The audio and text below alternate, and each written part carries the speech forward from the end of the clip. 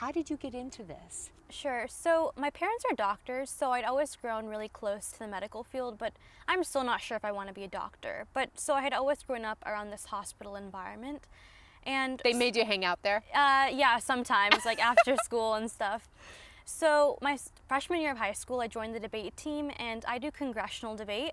So I proposed. What is congressional debate? So you like role play a senator, and so you introduce legislation and you propose counter arguments and that sort of thing. So by my sophomore year, I had started introducing my own legislation, and I got really interested in health policy, and because of that, I began to understand like how complex the healthcare system in the US actually is. And so because of that, I became interested in working for the CDC. So the summer after my sophomore year, I decided to shadow at a local hospital at the infectious disease department. Of course you did. like how old were you then? I was 15. Okay. So I was shadowing, and I was just wanting to get some like job experience and see what it was like working in that field. And so one day I was on the floor of the ICU, and I was watching a doctor walk into a room, and he had just come out of another room and he hadn't washed his hands. And that room was an isolation room, meaning it was a pretty severe infection. And that was kind of shocking for me. Like, I looked around and no one seemed fazed by it. And that's kind of scary because you put a lot of faith into the healthcare system.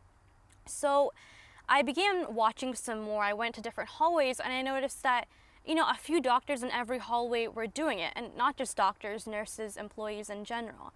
And so that day when I went home, I began researching this problem because to me it just seemed crazy that anyone would do this. My father got sick when I was a freshman, and so when he was in the hospital, we really trusted the doctors to take care of him because patients are all really vulnerable. So when I went home and I researched, I saw this was a nationwide problem. And what are we talking about when we say a nationwide problem? About 53% of doctors don't wash their hands regularly between patients. And that was found by the CDC. Center for Disease Control. Yes. And that's a pretty crazy statistic. And that's a crazy statistic. And when I researched more, I realized that has huge consequences because that leads to infection. And not only is that terrible for the patient, but it also hurts the hospitals as well because now they have to pay millions of dollars to insurance companies in liability fees. Right. Well, we don't want people to die Yeah. because we go to a hospital, but we are fearful of hospitals because we know this about them, that people can get sicker there, right? And then there's the insurance part. Yes. But I love how you saw a problem and you had the confidence to think, this is a real problem. Yeah. I mean, I was kind of shocked. I mean, it didn't seem like a novel idea or anything at the time. Like, no one seemed surprised. Like, dude, wash your hands! Yeah. So I began researching, right, and I saw this was a huge problem.